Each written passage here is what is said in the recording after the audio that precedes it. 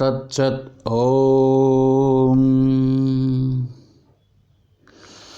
ఓం నారాయణ సమారంభాం శంకరాచార్యమధ్యమాం అస్మదాచార్యపర్యంతాం వందే గురుపరంపరాం. ఓం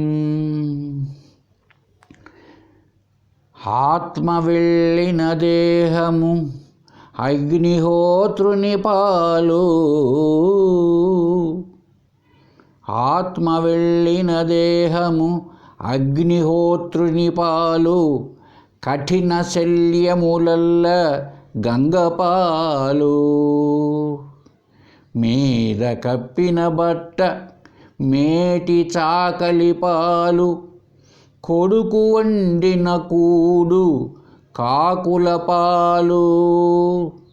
ఇల్లు సొమ్ము మంచములెల్ల ఇతరుల పాలు. భ్రష్ట పెండ్లామున్న పరుల పాలు. పాపములొనరించు జీవుడు యముని పాలు. ఏది తన వెంట రాదురా ఎరుగుమూఢా. ఏది తన వెంట రాదురా ఎరుగుమూఢా. ఓం తచ్చత్.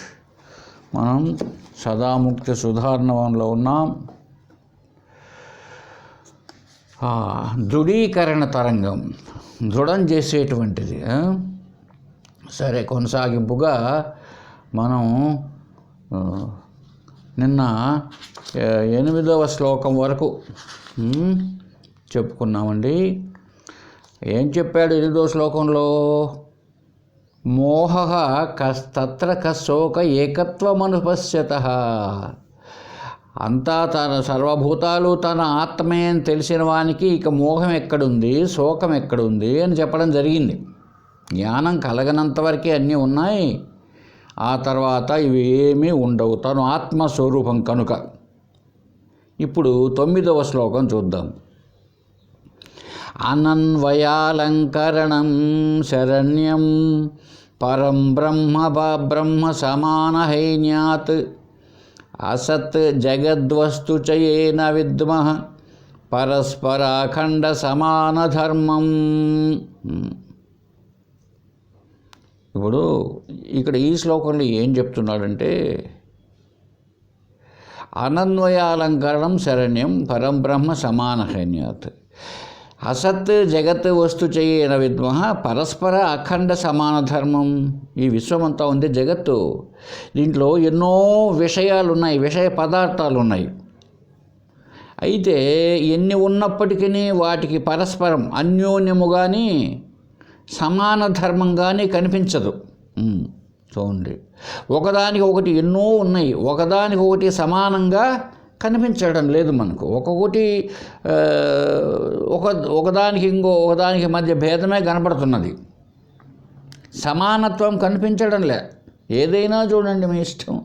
ఇప్పుడు మన మనుషులను చూస్తాం, ఒకడు ఉన్నట్టు ఇంకొకటి లేడు.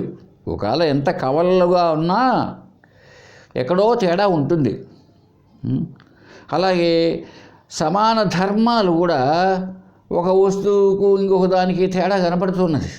వాటి విశేషణాలు కూడా ఒకటి ఉన్నట్టు ఒకటి ఉండడం లేదు, సమానంగా.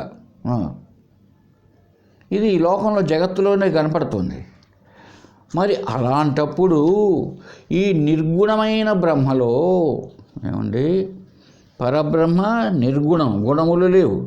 ఈ గుణములు లేనటువంటి దాన్ని మరి ఇంకొకటి దాంతో ఎలా పోలుస్తావు? పోల్చడం చేస్తూ ఉంటాం మనం. ఉపమానాలంకారం, ఉపమానం చెప్తూ ఉంటాం. అదిగో అతడు ఫలానా విధంగా ఉన్నాడు, అచ్చం ఎన్టీ రామారావు లాగా ఉన్నాడు రా ఇతడు అంటాం. ఊరికే అనడమే, సమానంగా మాత్రం ఉండడు. ఆమె ముఖం చంద్రబింబములాగా ఉన్నది, ఇది ఉపమానం. ఏదైనా అంతే. వాడు రాజులాగా ఉన్నాడు రా అంటూ ఉంటావు, అంటే పోలుస్తూ ఉంటాం. అయితే నిజానికి సమానముగా ఉంటారా అంటే ఉండడంలే. సమాన ధర్మాలు కానీ సమాన గుణాలు కానీ లేవు ఎక్కడ ఈ లోకంలోనే. మరి అటువంటప్పుడు పరమాత్మతో పోల్చడానికి సమానమైనది ఇంకోటి ఏదైనా ఉందా? లేదు. కాబట్టి ఇక్కడ నువ్వు ఉపమానమో ఉత్ప్రేక్ష అలంకారమో ఈ అలంకారాలు చాలా ఉన్నాయి కదా, అలాంటి ఏమీ లేదు. కనుక దానిని ఏమంటారంటే అనన్వయ అలంకారం. అన్వయించడానికి వీలు లేదు. ఒకదానితో పోల్చడానికి ఆత్మను లేదా పరబ్రహ్మను ఇంకొక దానితో పోల్చడానికి వీలే లేదు. ఎందుకు? ఆత్మ లక్షణాలనేటి ఇంకొక దానికి ఉన్నప్పుడు మాత్రమే పోల్చవచ్చు. ఇది అది ఒకటేనయ్యా అని సమానమే, ఒకవేళ ఎంత ఉన్నా సమానమే చెప్పవచ్చు.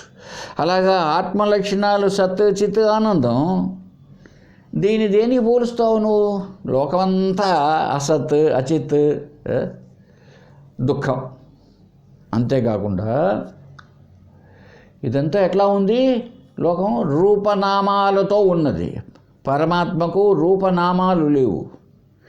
ఈ లోకంలో ఉన్న ప్రతి వస్తువు కొన్ని లక్షణాలు అంటే కొన్ని విశేషాలు కలిగి ఉన్నాయి. విశేషణాలు పొడుగు, పొట్టి, లావు, సన్నము, తెలుపు, ఎరుపు, ఇలాగా రుచుల్లోనూ రకాలుగాను అన్ని రకాలుగా ఉన్నాయి. మరి ఆత్మకు ఇటువంటి గుణములు ఏవీ లేవు.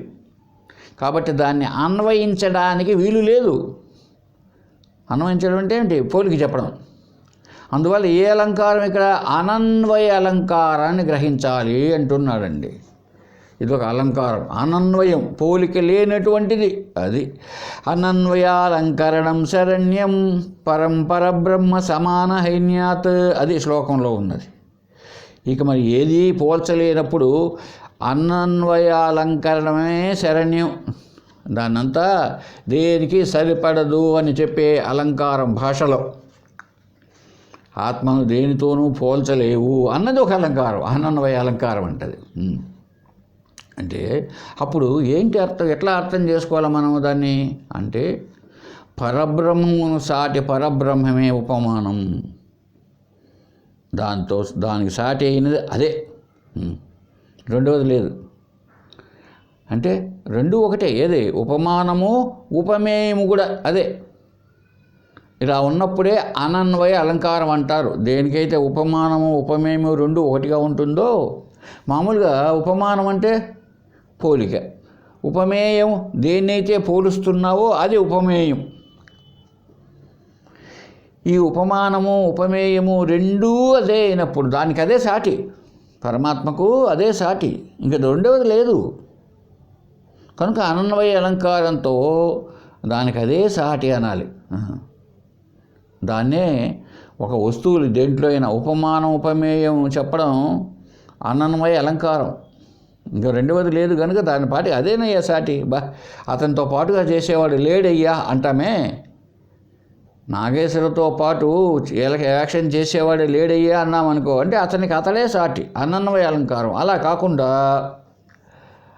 నాగేశ్వరరావు అచ్చము కాంతారావు మాదిరి యాక్షన్ చేస్తున్నాడయ్యా అన్నామనుకోండి, అప్పుడు ఇదెంతో పోల్చాము.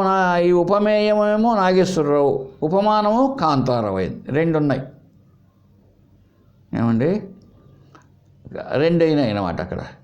అలా కాకుండా అతడికి అతడే సాటి అన్నప్పుడు అతడికి అతడే అన్నప్పుడు ఉపమానం అదే ఉపమేయం ఇదే. ఇదంతా వ్యాకరణంలో వస్తూ ఉంటుంది. అలంకారాలు అంటే ఏమిటో తెలిసినప్పుడు మనకు బాగా ఉంటుంది అది. కనుక ఇక్కడికి వచ్చేటప్పటికి బ్రహ్మకు బ్రహ్మే సాటి అంటే రెండవది ఏమి దాన్ని చెప్పడానికి వీలు లేదు. పోల్చి చెబుదామంటే పోల్చి చెప్పడానికి వీలు లేదు. ఇప్పుడు ఉదాహరణకు చెప్పుకుంటే నీకు వాడికి వాడేనయ్యా సాటి, చంద్రుడికి చంద్రుడే, గగనాన్ని గగనమే సాటి. రావణ యుద్ధం అది జరిగినట్టు ఇంకెక్కడ ఏ యుద్ధం జరగలేదండి అంటే ఏమిటి అర్థం? అక్కడ అదే దానికి అదే సాటి, దానికి అదే గొప్ప. రావణ యుద్ధము దానికి అదే సాటి అంటే ఎక్కడ ఆ మాదిరిగా జరగలేదు, అంత గొప్పగా జరిగింది అని. కాబట్టి బ్రహ్మ లక్షణాలు అని చెప్పినప్పుడు మనము తెలియజేయడానికి ఇంకేదో చెప్పామనుకో, అదో దాని మాదిరి ఉన్నది బ్రహ్మ, దీని మాదిరి ఉన్నది బ్రహ్మ అని చెప్పడానికి వీలే లేదు. అదండి. కనుక బ్రహ్మను నిర్వచించడానికి వీలు లేదు. తర్వాత 10వ శ్లోకంలో చెప్తున్నాడు, పరిహృత్య మృషా జ్ఞానం మృషా జ్ఞానేన సంత్యజేత్ జ్ఞాన అజ్ఞానే ద్వేపితాభ్యాం నాస్తి కించిత్ ప్రయోజనం. పరిహృత్య మృషా జ్ఞానం, మిథ్యా జ్ఞానం, భ్రమాజ్ఞానం. సరైన జ్ఞానం పరబ్రహ్మ. నువ్వు మిథ్యతో అనుకుంటున్నావే అది మిథ్యా జ్ఞానం. ఇది తాడు అన్నది సరైన జ్ఞానం, ఇది పాము అనేటువంటి మిథ్యా జ్ఞానం. మృషా జ్ఞానం, మృష అంటే మిథ్య, లేనిదే అది. నెక్లెస్ అన్నాం అనుకో, అది మిథ్యా జ్ఞానం. ఎందుకు? నెక్లెస్ ఉండదు, ఎప్పుడు ఒకదాని చేత తయారైంది ఉంటుంది, పోతుంది, నశిస్తుంది. నెక్లెస్ మిథ్య, బంగారు సత్యం. జగన్ మిథ్య, బ్రహ్మ సత్యం. కనుక అటువంటి మిథ్యను మనం సరి అయినది అని అజ్ఞానంతో ఆరోపించుకొని ఉన్నాం మనం. అంతా మిథ్య. మిథ్య అంటే లేదు అని కాదండి, శూన్యము కాదు. చాలామంది పెద్దగా విమర్శిస్తుంటారు. శంకరాచార్యులు జగన్మిథ్య బ్రహ్మసత్యం అన్నారే, జగత్తు లేదా? జగత్తు లేదని చెప్పలేదు అక్కడ. జగత్తులు ఈ శరీరాలు లేవని చెప్పడం లేదు. ఇది సత్యం కాదు అని చెప్తున్నారు. మిథ్య అంటే ఇంకొక దానిపైన ఆధారపడి ఉండేది, అది సత్యముగా లేనిది. అయితే ఉంది, సత్యముగా లేకుండా ఉంది, సత్యము కాకుండా ఉన్నది. చూసారా? ఇప్పుడు నెక్లెస్ సత్యమా? కాదు, అయినా లేదు, ఉంది. కుండ సత్యమా? కాదు. ఎందుకు కాదు? అది కుండ ఒకప్పుడు లేదే, తయారు కాలేదు, పగిలిపోతే లేదు. కాబట్టి దాన్ని సత్యం అని అంట్లో. సత్యం అంటే ఏమిటి? సదా ఉండి తీరాలి, జ్ఞానమయంగా ఉండాలి. అలా ఉన్నప్పుడే కదా, నశింపు లేకపోతే కదా సత్యం. మరి కుండ పగిలిపోతుంది, తయారు కాకముందు లేదు. అయితే ఇప్పుడు ఉందా లేదా? ఉంది. ఎలా ఉంది? మిథ్యగా ఉన్నది. కనుక అది మిథ్యాజ్ఞానం. ఈ శరీరం అన్నది, ఈ జగత్ అన్నది, ఇదంతా మిథ్యా అనేటువంటి జ్ఞానం వస్తే అప్పుడు మిథ్య ఏమైపోతుందండి? నశించిపోతుంది. అంటే విద్య వస్తే అవిద్య కనుమరుగైపోతుంది. లైట్ తెచ్చి వేస్తే చీకటి అన్నది ఉండదు. దారిలో పోతున్నాడు, అక్కడ ఒక పెద్ద మొద్దు ఈత చెట్టు ఉన్నది, దాన్ని చూసి దెయ్యం అనుకున్నాడు. ఇప్పుడు మిథ్యా జ్ఞానం కలిగింది. ఒక్కసారి లైట్ వేసి చూస్తే పదేగా భయపడినాను నేను, ఏదో దెయ్యమో భూతమో అనుకున్నాను, ఇది ఈత చెట్టే అని తెలిసింది. తెలిసిపోయిన తర్వాత ఏమండి, ఇప్పుడు అది ఆ మిథ్య లేదు, ఈ విద్య లేదు. ఇది విద్య అంటే జ్ఞానము, అది అజ్ఞానం. తెలుసుకున్న తర్వాత ఇంకా ఈ రెండిట్లో ఏం పని? అంతా కూడా పరమార్థ స్వరూపమే. ఎప్పుడైతే మిథ్య ఉంటుందో, ఎప్పుడైతే అజ్ఞానం ఉంటుందో, జ్ఞానం ఉంటుంది. అజ్ఞానమే లేనప్పుడు జ్ఞానం అని చెప్పడానికి ఏంటి? ఏం లేదు. ఏమండి, చీకటి ఉన్నప్పుడు వెలుతురని చెప్పాల్సి వస్తుంది. చీకటి అనే మాటే లేదనుకోండి, ఇంక వెలుతురు అనేదే లేదు, అంతా అదే. ఇంక అంతా అదే అయినప్పుడు చెప్పేదేముంది? అలాగా ఎప్పుడైతే మిథ్యా జ్ఞానం నశించిందో జ్ఞానం చేత, అప్పుడు ఈ విద్య అని కానీ అవిద్య అని కానీ చెప్పడానికి ఏం లేదు. అంతా ఒకటే అయిపోతుంది. కాబట్టి ఇప్పుడు చూద్దాం చూడండి, మనం ఆలోచిస్తే కూడా ఎట్లా ఉందంటే, దేహేంద్రియ ప్రాణ మనో అహమాదిభి స్వాజ్ఞానా క్లుప్తై అఖిలైకి ఉపాధిభి విముక్తమాత్మానమఖండ రూపం పూర్ణం మహాకాశమివావలోకయత్. మన అజ్ఞానం చేత ఈ దేహము, ఇంద్రియాలు, ప్రాణము, మనస్సు, అహంకారం ఇదంతా కొన్ని ఉపాధులతో ఉంది అనుకుంటున్నాం. ఎప్పుడైతే జ్ఞానం కలిగిందో ఏమండి, అప్పుడు ఆత్మ ఏమైంది? అంత ఎట్లా చెప్పాడు? మహాకాశం ఇవా అవలోకయత్, అంత ఆకాశంలాగా నిండినట్లే ఉంటుందంట. అంటే అంత ఆత్మయే. ఈ ఉపాధులు ఎప్పుడైతే లేకపోయిందో అక్కడ అంతా కూడా ఆత్మయే. ఇంకా రెండవది ఏది పరమార్థముగా సత్యమేదో అదే. అక్కడ మళ్ళీ విద్య అవిద్య జ్ఞానం అజ్ఞానం అలా అంటూ ఏమీ లేదు ఇక్కడ. ఇప్పుడు కొట్లాట జరుగుతోందండి, అక్కడ సాక్షి ఉంటాడు. ఏమండి, కొట్లాట జరిగిందంటే ఒకడు ఎవడయ్యా సాక్షి? ఆ పక్కన ఎవరో కొట్లాటలో లేకుండా ఉండేవాడు ఉన్నాడు. అసలు కొట్లాట లేదు, ఇంకా సాక్షి ఎక్కడ ఉంటాడు? ఇప్పుడు సాక్షి అనే ప్రశ్న రాదు.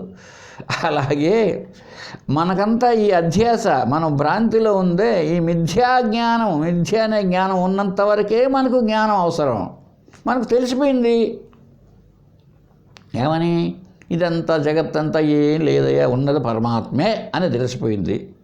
ఇప్పుడు అంతా అదే అయినప్పుడు ఇక రెండేమిటి? మిథ్య ఏంటి, సత్యం ఏమిటి? ఉండవు. ఉన్నదంతా ఒకే ఒక పరమాత్మ.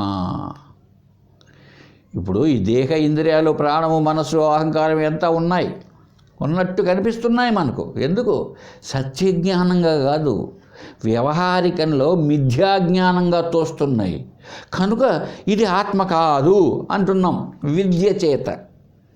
విద్య చేత అవిద్యను తోసిపుచ్చుతున్నాం.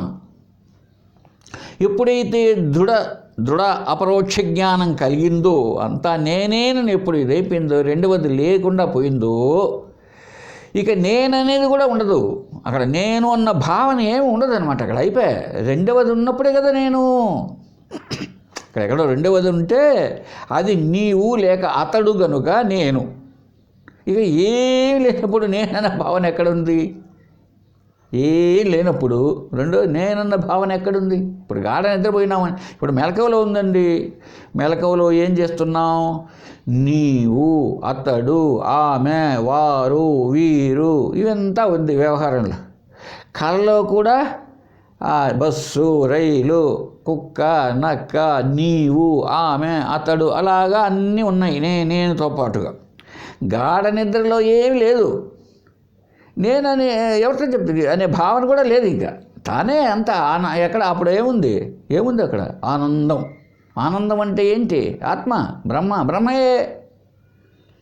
అక్కడ ఎవరితో చెప్పాలి? ఏం చెప్పాలి? అయ్యో నేనున్నానయ్యో నేనన్న భావన ఉందా? అక్కడ ఏం లేదు. సర్వము తానే, కేవల ఆనందమే గాఢ నిద్రావస్థలో. కనుక ఆత్మజ్ఞానం కలిగినప్పుడు అదే. అందుకే ఒక ఉదాహరణ చెప్తూ ఉంటారే, ఒక ముళ్ళు గుచ్చుకొని ఉందండి కాల్లో. ఇప్పుడు ఆ ముళ్ళును తీసేయాలంటే మళ్ళీ ముళ్ళు లాంటి పిన్నే కావాలి. ఏ గొడ్డలో లేకపోతే ఏ కత్తో ఇట్లాంటి పనికిరావు. ఎందుకు? ముళ్ళు అన్నది సన్నగా ఉంది, కుచ్చుకొని ఉంది కాలిలో. ఇప్పుడు తీయాలంటే ఒక పిన్ను అంటే ఇది కూడా ముళ్ళే, ఇది కూడా కుచ్చుకోవాలి. ఈ పిన్నుతో దాన్ని కుచ్చి, అబ్బా ఒకటి ముందే కుచ్చుకొని ఉంటే మళ్ళీ ఇంకొకటి కుచ్చుతున్నారేమి సార్? అవి అవునయ్యా బాబు, ఒకటి కుచ్చుకొని ఉంది కనుక ఇది కుచ్చడం అన్నది శాశ్వతం కోసం కాదు, ఆ కుచ్చుకున్న ముళ్ళును తీసేయడానికి బాబు. అర్థమైందా? ఇప్పుడు ఆ కుచ్చుకున్న ముళ్ళును తీసేయడానికి.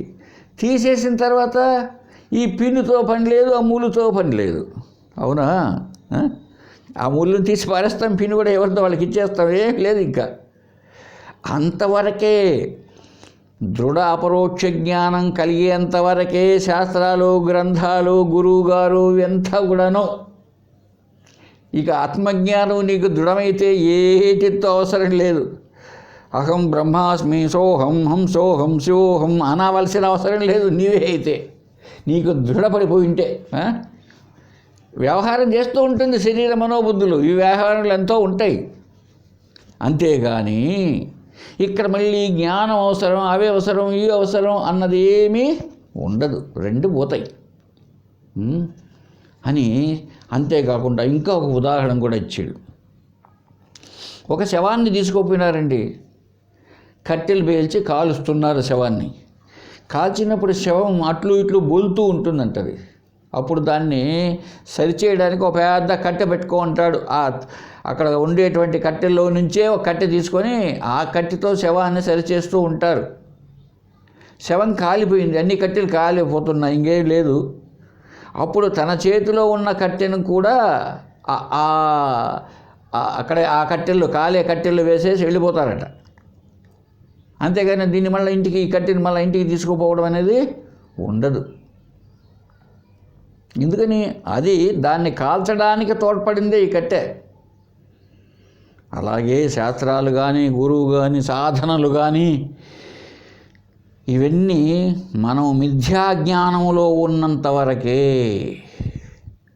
ఈ మిథ్య నుంచి బయటపడి సత్యజ్ఞానం తోస్తే ఇక ఏం లేదు, ఉన్నదంతా ఆకాశంలాగా. ఈ ఉపాధులన్నీ ఆకాశంలాగా ఉంటాయి, అంతేగాని సత్యంగా ఉండవు. ఏమండి? కనుక ఈ విషయాన్ని ఇంకా కొనసాగింపుగా చెప్తూ ఉన్నాడండి గ్రంథంలో. అది ఇదే విషయాన్ని ఉపనిషత్తు ఏం చెప్తున్నది? విద్య అవిద్యయో అవిద్యా కల్పితత్వాత్. చూడ ఎంత గొప్పగా చెప్పిందో. నువ్వు విద్య అంటున్నావు, అవిద్య అంటున్నావు, ఇవంతా కూడా అవిద్య కల్పితత్వాత్. అవిద్య వలనే ఈ విద్య అవిద్య అంటున్నావు, రెండు. నిజానికి ఈ జ్ఞానము లేదు, అజ్ఞానము లేదు. అందుకే ఆత్మ ఎటువంటిది? అది అనిర్వచనీయం అన్నారు. అది ఏమి నిర్వచించడానికి వీల్లేదు. మరి విద్య అంటే జ్ఞానము కదండి, జ్ఞానమే కదా ఆత్మ. అవును, నీకు తెలియచెప్పడానికి అలా అన్నామే కానీ జ్ఞానం అని ఎప్పుడు అన్నామో అక్కడ అజ్ఞానం ఉంటే అది జ్ఞానం. చీకటి అనేది ఒకటి ఉంటే వెలుతురు. ఏమండి? ఉన్నది ఒకటే అయినప్పుడు ఇక రెండవది ఇది చీకటి, దీనికి పేరు ఎలా వస్తుంది?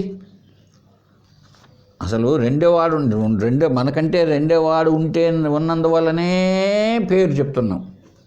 ఒక పేరు పెట్టేది ఎందుకు అంటే లోకంలో చరించడానికి అనేక ఉన్నాయి కాబట్టి. ఒకడే ఉన్నాడు అనుకోండి, ఇంకా అసలు వాడి పేరు ఏంది, వాడేంటండి, ఏం చెప్తావు? ఏం లేదు. అందువల్ల ఇక్కడికి వచ్చేటప్పుడు విద్య అవిద్యయోహో, ఈ విద్య అవిద్యలు రెండు అవిద్యా కల్పితత్వాత్, అవిద్య వల్ల కల్పించబడినవే. అందువల్లనే నా శాస్త్రం, నా ఇన్ని చెప్పాడు, నా గురువు, శాస్త్రము లేదు, గురువు లేడు, ఏం లేదయ్యా బాబు అని చెప్తుంది శాస్త్రం చివరికి. నా మోక్ష, నా బంధ, నా ముముక్షు, మోక్షం కోరేవాడు లేడు, బంధము లేదు, బంధం నుంచి బయటపడిన ముక్తి లేదు, నువ్వు ఇప్పుడే ముక్తుడివి. కాబట్టి విద్య లేదు, అవిద్య లేదు.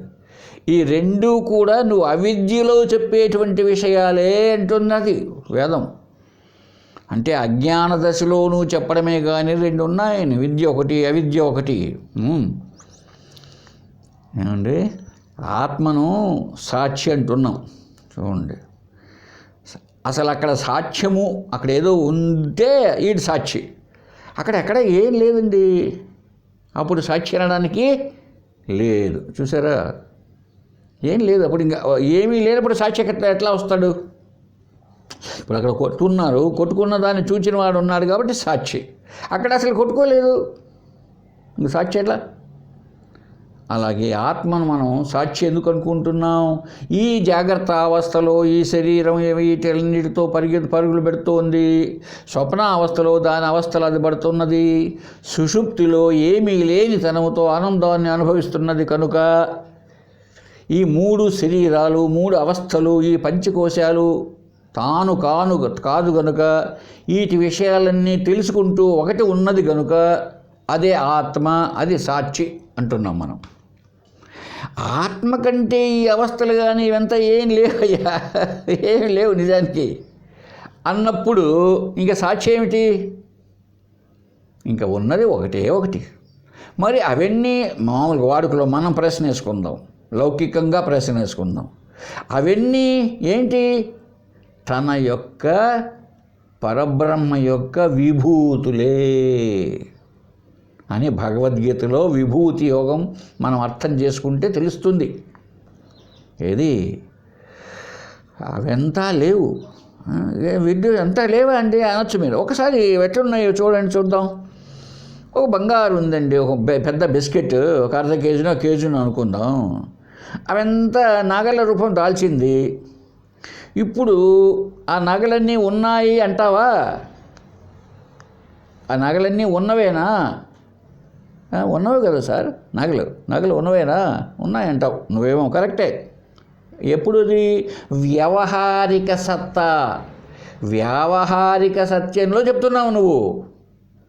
ఒక్కసారి ఒరిజినాలిటీకి పో, పారమార్థిక సత్తాకు పో బాబు. అప్పుడు ఇన్ని నగలు పెట్టి నిండా, ఇన్ని నగలు, కేజీ నగలు అన్నది ఉందా? పారమార్థిక సత్తాలో ఏంటి అవింత? బంగారే. ఇప్పుడు నువ్వు బంగారుగా చూచినప్పుడు అవన్నీ ఉన్నాయా? లేవు. అయితే వ్యవహారిక సత్తా అయినా ఉన్నాయి కదండి, కరెక్ట్. అందువల్ల బంగారే నెక్లెసు, బంగారే ముక్కు పుడకలు, బంగారే గాజులు, బంగారే వడ్డాణ రూపంతో ఉన్నది. ఏమండి? బంగారే చూడండి కమ్మల రూపంతో ఉంది. అదే విభూతి యోగంలో చెప్పింది. కృష్ణుడే కొండలాగా ఉన్నాడు, కృష్ణుడే రాముడులాగా ఉన్నాడు, కృష్ణుడే అర్జునులాగా ఉన్నాడు, కృష్ణుడే వాసుదేవుడిలాగా ఉన్నాడు. ఇవంతా నా విభూతులు అర్జున, చూడొక్కసారి. కనుక నువ్వు వ్యవహారిక సత్తాను అంగీకరించినప్పటికీ ఉన్నది ఒక్కటే. ఎప్పుడైతే ఒక్కటే అన్నది గోచరించిందో, మనకు అర్థమైందో, ఇవంతా కూడా అవిద్య కల్పితములు. అవిద్య చేత ఏర్పడిందేనండి అంతా కూడా. ఏమి అయితే ఎంతవరకైతే ఆ మూళ్ళు బయటికి రాదో కాళ్ళు గుచ్చుకున్నది, అంతవరకు ఈ పిన్నుతో కలియబెడుతూ ఉండవలసినదే, కుచ్చుతూ ఉండాల్సిందే దాన్ని, ఆ ముళ్ళును. అది కాబట్టి మనకు కూడా ఆ మిథ్యా జ్ఞానం అనే ముళ్ళు ఉన్నది. భ్రాంతి, అధ్యాస లేదా అజ్ఞానం, భ్రమ, భ్రాంతి. అది తొలగేంత వరకు సాధనలు అవసరం, గురువు అవసరం, శాస్త్రాలు అవసరం. తెలిసిన తర్వాత ఇంకేముంది? అయితే తెలిసిందా, తెలిసినట్టు ఉందా? ఈ రెండు తేడా. ఆభాస జ్ఞానం అంటారు దాన్ని. జ్ఞానం ఆభాసగా ఉందా, సత్యంగా ఉందా? అది ఎవరికి వాళ్ళకి తెలియాలి. నీకు దృఢపడినదా? దృఢపడింది సార్, మంచిది, వెరీ గుడ్. దృఢపడింది అని నువ్వు అనుకుంటున్నావా? నీవు దృఢపడితే నీకు ఇంక ఏ సంశయం రాకూడదు. దాన్నే దృఢ అపరోక్ష జ్ఞానం అంటారు. వ్యవహారంలో కాదు, పారమార్థికంగా నీకు అంతటి దృఢపడి ఉంటే నీలో మంచిదే. ఇంకా అక్కడ శాస్త్రాలతో గురువు వెంటే శాస్త్రాలు అవసరం లేదు. అయితే మరి ఎందుకండి జ్ఞానులు ఇంకా శాస్త్రాలు పడుతున్నారు? ఇతరుల కోసం, తన కోసం కాదు, ఇతరుల కోసం. అది సరే, ఈ విషయాన్ని లేకుండా తర్వాత 11వ శ్లోకంలో చెప్పుకుందాం. అదే చెప్పాడండి, నేను చూడలేదు విచిత్రంగా 11వ అధ్యాయంలో. ఎస్, కంటకేన సముద్ధృత్య పద సంసక్త కంటకం త్యజత్యతః పరం ద్వేచ తాఖ్యామనుపయోగతః. పాదమునందు కుచ్చుకొనిన ముళ్ళును ఇంకొక ముళ్ళును ఉపయోగించి తీసివేసి ఆపై ఆ రెండిటినీ పారవేయుదుము కదా. అట్లే సత్య మిథ్యా విషయమగు ఆత్మానాత్మ వివేకమునకు విద్యా అవిద్యల సహాయంతో వివేకించి తదుపరి నిషేధించుదుము కదా అన్నాడండి ఈ 11వ శ్లోకానికి భావంగా. అదే ఇంతకుముందే చెప్పుకున్నాం మనం, కాలి గుచ్చుకున్న ముళ్ళు విషయం. అంటే ఈ సత్య మిథ్య ఈ విషయాలుగా ఉన్నాయి కదండి. ఇది సత్యము, ఇది మిథ్య. ఎప్పుడైతే మనం ఆత్మ అనాత్మ అన్న వివేకం ఎప్పుడైతే కలిగిందో, అనాత్మ అన్నది లేకుండా పోయింది, మిథ్య అన్నది కూడా లేకుండా పోయింది. ఎట్లా పోయింది లేకుండా? నువ్వు దేనైతే మిథ్య అంటున్నావో అది సత్యమే, అది ఇంకొక రూపంతో కనపడుతున్నది. ఎందుకు కనపడాలయ్యా అట్లా నాకు? అది దాని లక్షణమే బాబు, ఆ సత్యమైన దాని లక్షణమే అది. ఇప్పుడు ఎందుకు కనపడాలంటే దాని లక్షణమే, దాని ధర్మం. కాబట్టి ధర్మాన్ని వదిలిపెట్టి అది ఉండదు, దాని ధర్మమే. ఈ మిథ్య ఎందుకు కలగాలి నాకు, నేను ఆత్మనే కదా అనొచ్చు, కరెక్ట్. అయితే అలా కనపడడం దాని యొక్క ధర్మమే. నువ్వు రెండుగా చూస్తున్నావు అక్కడ. అది వచ్చింది ఇబ్బంది ఏంటంటే, నువ్వు ఏం చేస్తున్నావు అంటే కనపడేది నీళ్ళు, నువ్వు అలా అని చూస్తున్నావు దాన్ని. అలాగా చూడగాకు, నీళ్ళగా చూడు. అప్పుడు రెండు ఎక్కడ ఉంటాయి? నీళ్ళు అలా రెండుగా ఎట్లా ఉంటాయి చెప్పవు ఒకసారి? బంగారు నెక్లెస్ ఒకటిగా ఎట్లా ఉంటాయి? అది బంగారు ధర్మమే.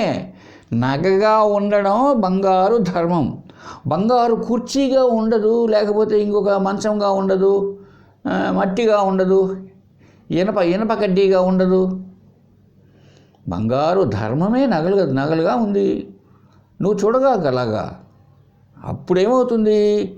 ఇప్పుడు రెండవది లేదు. నెక్లెస్ ఏంగా మారిపోతుంది? బంగారుగా మారిపోతుంది నీ సత్యంగా. నువ్వు సముద్రం దగ్గరికి పోయి రెండుగా చూస్తున్నావు, అనేకంగా చూస్తున్నావు అనుకో. అలలను రెండుగా, అక్కడ చాలా అలలు ఉన్నాయి, అబ్బో ఎంత పెద్ద లేస్తున్నాయి అని చూస్తున్నావు. నువ్వు అలా చూసినంత వరకు ఈ నీళ్లు వేరే అలలు వేరే అన్నదే భావన ఉంటుంది.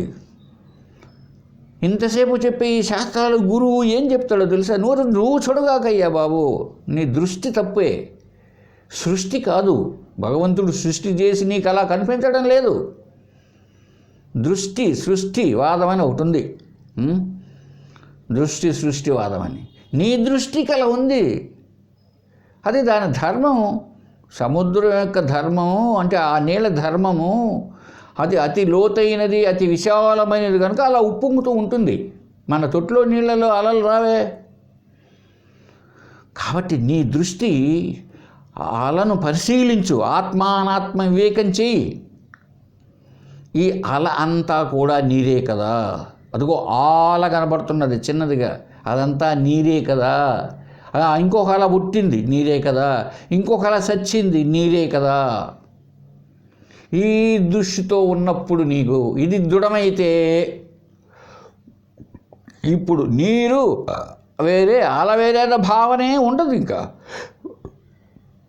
అలాగే ఈ సృష్టిలో కూడా వ్యష్టిగా, ఇండివిజువల్గా ఈ శరీరంతో పోల్చుకొని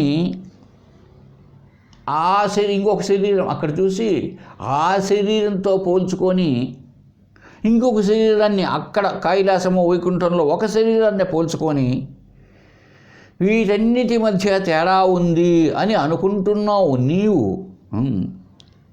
సత్యం కాదు. ఎందుకు? ఈ శరీరం అంతా కూడా ఇది మిథ్య.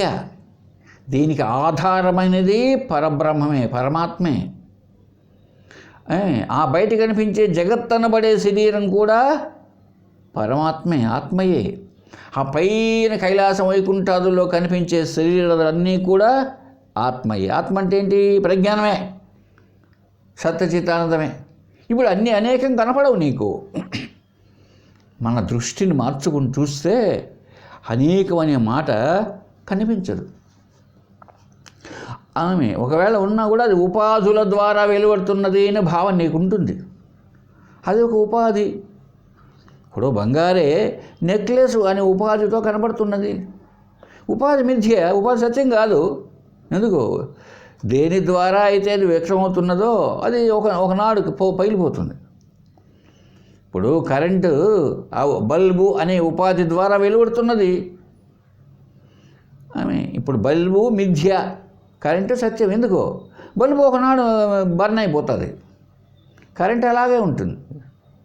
అంటే మా ఇంట్లో ఉండకపోవచ్చు, మీ ఇంట్లో ఉంటుంది. ఇక్కడ మా ఫీజు పోయింటే, అంతేగాని దానికి నాశనం లేదు కదా.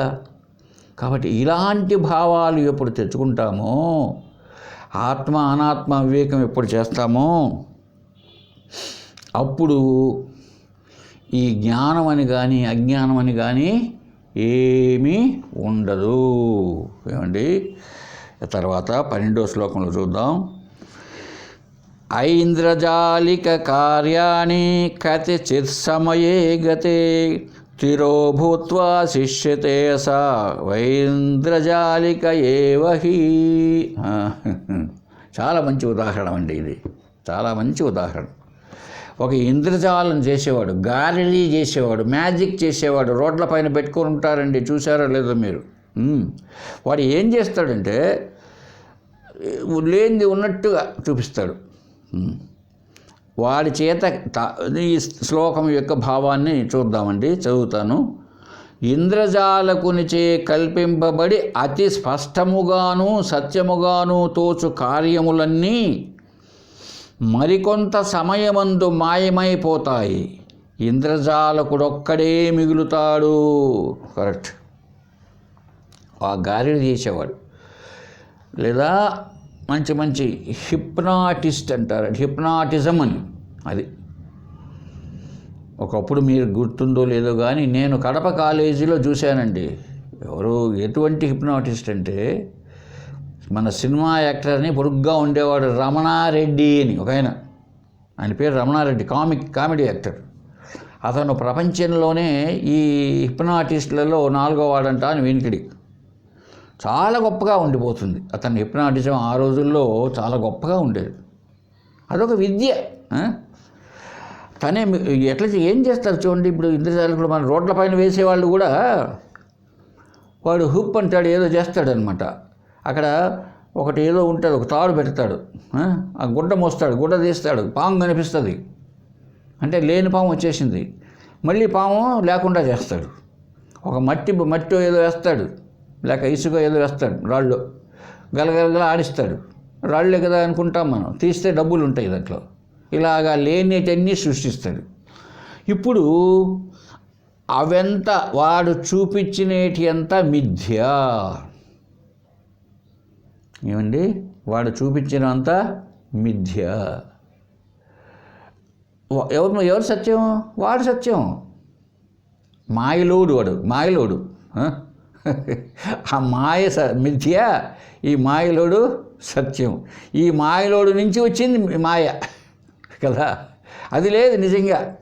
మాయ అన్నది లేదు, లేని మాయను సృష్టించాడు. చివరికి అంతా అయిపోతానే వాళ్ళు డబ్బులు వేసేస్తారు కదా రోడ్డు పైన.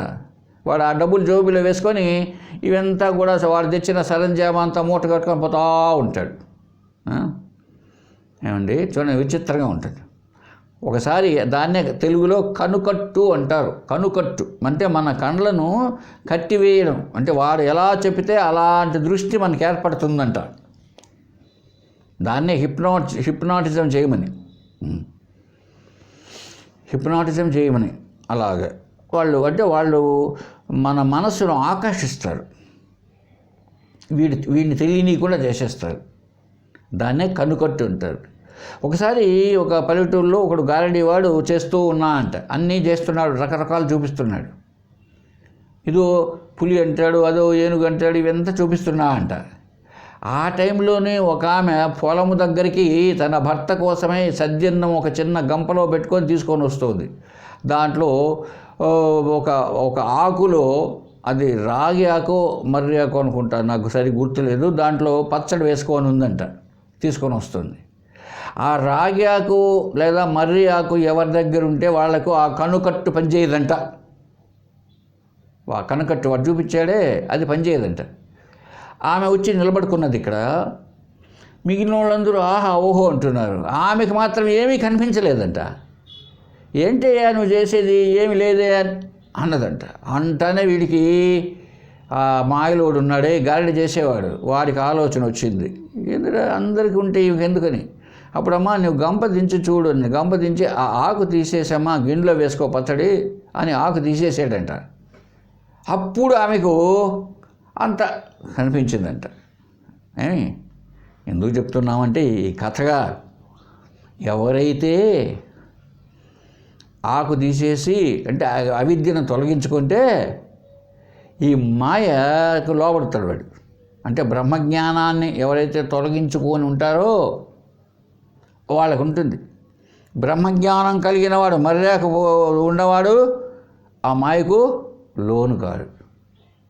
ఏమండి, ఇప్పుడు మనమంతా ఏం చేస్తాం? అజ్ఞానంలో లీనమై ఉన్నాం. ఎందుకు? ఆ బ్రహ్మను పట్టుకోలే. ఆ బ్రహ్మను పట్టుకుంటే ఆ మాయ ఎంత కనిపించదు. అదే కదా భగవద్గీతలో చెప్పింది, మమ మాయ దురత్యయ మాం ఏవ ప్రపద్యంతే అని. నా మాయను దాటడం సాధ్యం కాదు.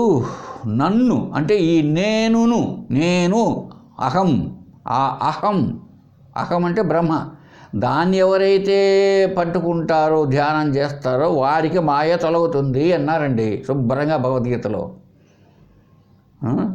అందువల్ల ఇదంతా కూడా అంతవరకు ఏమవుతుంది? స్పష్టంగానే కనబడుతూ ఉంటుంది. మీరు, నేను, ఈ ప్రపంచము ఇదే సత్యముగానే ఉంటుంది. వాళ్ళ దృష్టి ఎందుకు? బ్రహ్మను పట్టుకోలే, ఎవరినో పట్టుకున్నాడు. ఆంజనేయ స్వామినో, గరుత్మంతుడినో, నరసింహస్వామినో, వెంకటేశ్వర స్వామి పట్టుకోన్నాడు వాడు. వాళ్ళనే కాదు, మనుషులను కూడా పట్టుకోవాడు. ఒక రాజకీయ నాయకుడినో, ఒక మంత్రినో, ఒక ఎమ్మెల్యేనో, లేదు భార్యాభర్తను, కొంప గోడును వీటినే పట్టుకొని ఉన్నాడు వాడు. ఎవరిని పట్టుకున్నాడో సరిగా పట్టుకోలే. అంతవరకు ఎట్లా ఉంటుంది? ప్రపంచం అంతా సత్యంగా ఉంటుంది. ఎప్పుడైతే నువ్వు ఆత్మజ్ఞానం అన్న దాన్ని పట్టుకున్నావో ఇవంతా మాయమైపోతాయి. ఏమండి, ఇవంతా నిజముగా సత్యము కాదు కనుక ఇవంతా ఏది నిలిచి ఉండదు అని శాస్త్రం చెప్తున్నదండి. కనుక మనం కూడా మంచి సత్శాస్త్రం ద్వారా, మంచి సద్గురువు ద్వారా ఈ పరబ్రహ్మను పట్టుకున్నట్లయితే, ఆ పట్టుకోవడంలో ఎలా పట్టుకోవాలి? మళ్ళీ అక్కడ చూడొద్దు, పై లోకాల్లో చూడొద్దు, లేదా బయట చూడొద్దు. ఆ పరబ్రహ్మను నేనే. చూసామా? ఇప్పుడు దేన్ని పట్టుకున్నట్టు మనం? నేనును పట్టుకో అన్నాడే కృష్ణుడు. నన్ను పట్టుకో అంటే నన్ను అంటే కృష్ణుడు అని అర్థం చేసుకోకూడదు అని చెప్పాను చాలాసార్లు. ఎందుకంటే ఒక్కొక్క చోట నన్ను అనే పదంలో ఒక్కొక్క చోట కృష్ణ శరీరంతో చెప్పుకోవాలి, ఒక్కొక్క చోట మనస్సుగా చెప్పుకోవాలి, ఒక్కొక్క చోట ఆత్మగా చెప్పుకోవాలి. ఎందుకంటే ఇక్కడ అర్జునుడితో నన్ను పట్టుకుంటే మాయ పోతుంది అన్నాడు అనుకో కృష్ణుడుగా. అర్జునుడు బ్రతికుండగానే కృష్ణుడు చనిపోయా. ఇప్పుడు ఎవరిని పట్టుకోవాలా? ఎవరిని పట్టుకుంటాడు చెప్పండి? కృష్ణుడినే.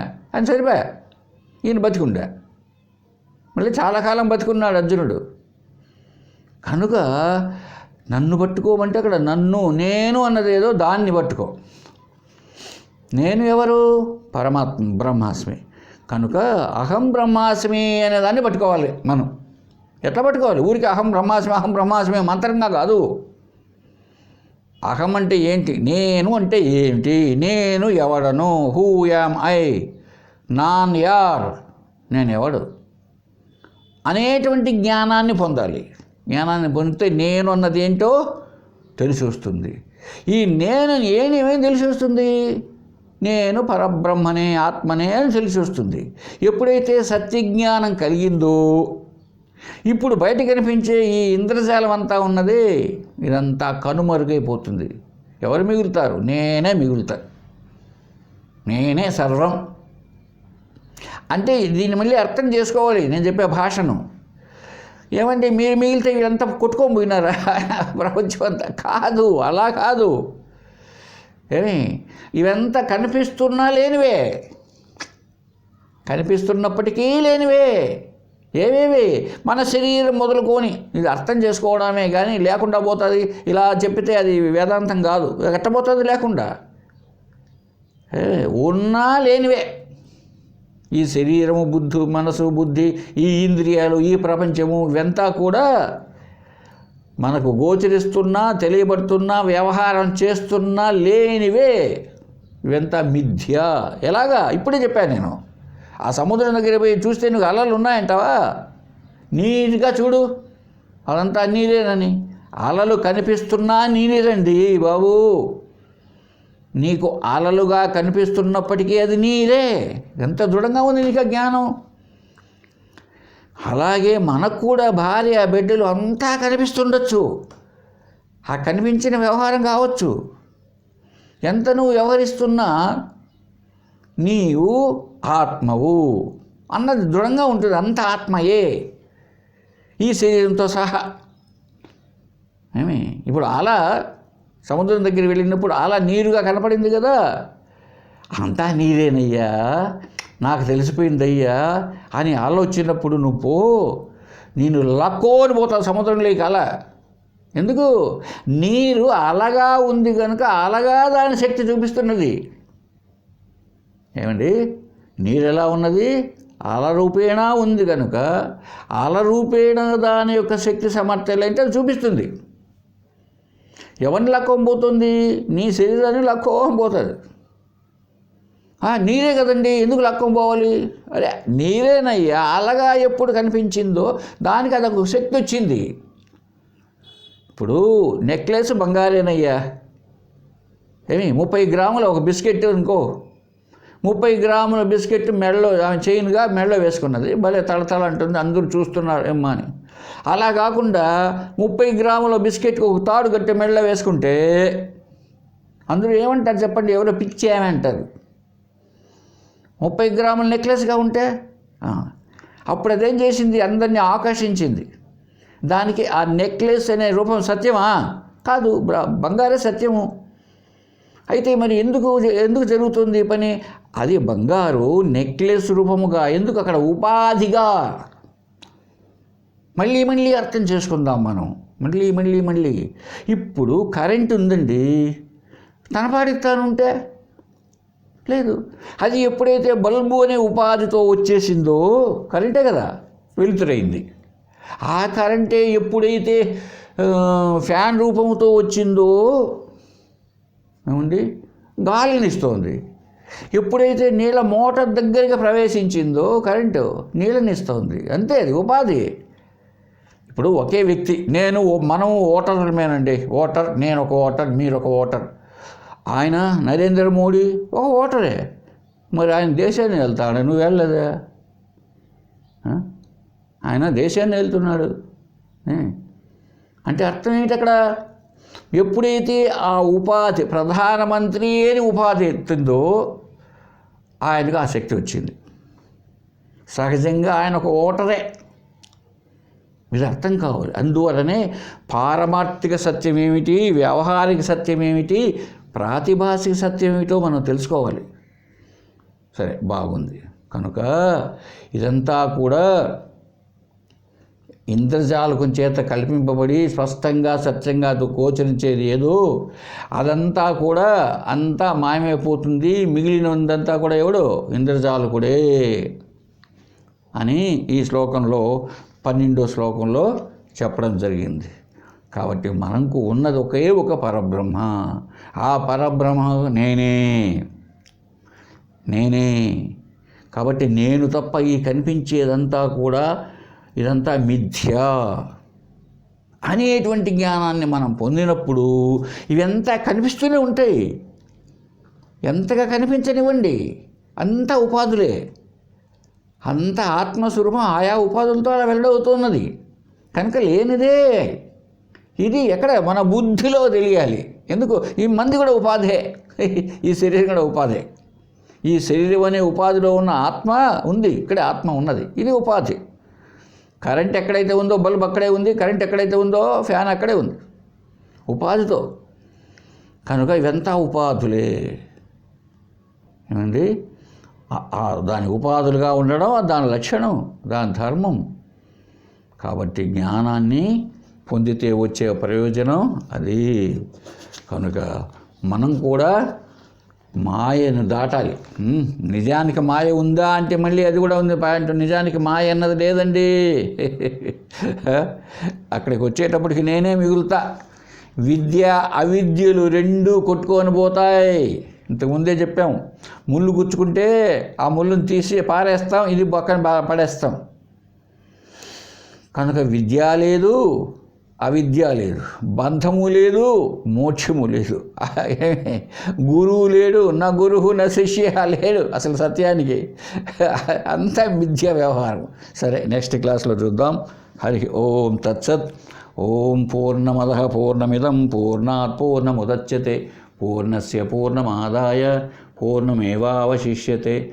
ఓం శాంతి శాంతి శాంతి.